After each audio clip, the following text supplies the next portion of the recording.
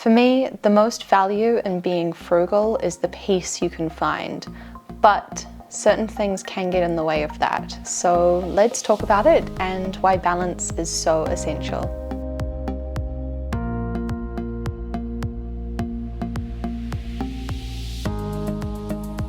Hi everyone, I know a lot of you are here for the frugal and minimal content, so let's get into it.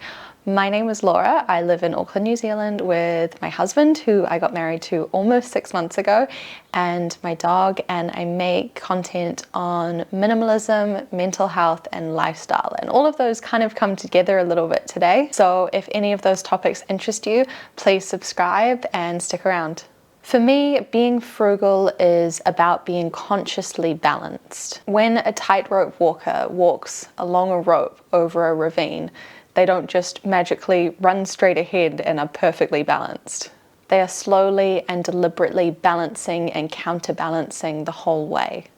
The conscious balancing for me is time or energy and money, and the amount of peace that you can get for the hand you've been dealt, whilst leaving enough time or energy and money for the other things in life that make us happy. The trick is that going too far one way or the other will upset the balance. There's a sweet spot you're constantly trying to stay within. The extremes for me that I think most of us are trying to avoid is having no time or energy at one end or having no money at the other. No time or energy comes from when you are spending all of your time and energy trying to save as much money as humanly possible. Growing and making everything yourself, bartering, saving, doing without all the time, and having no hobbies or interests outside of what saves you money.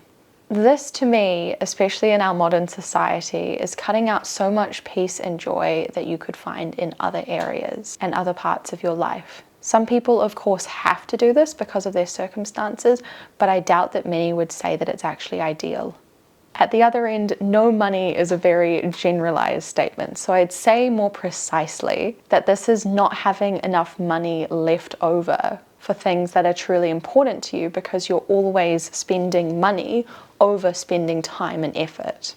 Spending all of your income and then even going into debt by just getting by every day in your natural habits or routines, and spending no time or money trying to improve the situation. This is where I think a lot of people can fall when they aren't super self-aware or self-reflecting about what they're doing. Going back to the first extreme, I'd say situations where people are spending all of their time and energy to save as much money as possible may be so focused just on this that they're really missing out on other parts of life. And that's not to say that it's not necessary sometimes, and I want to be clear on that. Though if you do find yourself cooking lasagna in a dishwasher, maybe look for other options. And if you know what I'm talking about, drop me a ladybug emoji down below. But I'd say that this level of frugality is often not giving you the best balance of that critical equation, which is how much money am I spending versus how much time and energy am I spending? And is that balance giving me the most peace? And again, it's about hitting within a kind of sweet spot. It is not about perfection. So we've talked about what that sweet spot is not, but what is it? To me, it's about going, yes, I have meal planned and prepped everything this week because I know that I have a friend's birthday party coming up on Saturday night. And by doing this, I know that I can go out to that, have a meal out, have a drink out, and know that I am still hitting that sweet spot balance for myself of how much time and energy am I spending prepping versus how much money am I saving, and allowing myself to get the most peace and joy out of the hand that I have been dealt. Versus I didn't take any time or energy to prep or plan any of my meals this week, so I've bought half of my meals out. I've already spent more money than I wanted to this week. So now with this friend's birthday coming up, I'm feeling really stressed and really guilty about wanting to go out to this friend's birthday, and now this is really affecting my peace. Now, I'm not saying that you have to, based on morality, deny yourself going to that friend's birthday party. But That's where you take those feelings and those knowings that you did not hit the right balance this week and use that moving forward to better inform how you're going to find that balance. Now, looking at the other extreme, it's also about going, okay, this Saturday, I spent 6 hours getting my groceries done because I wanted to hit all of the cheaper stores for all the particular types of groceries that I get. And with the lines and the parking and the traffic, I spent way longer doing this than I would have wanted.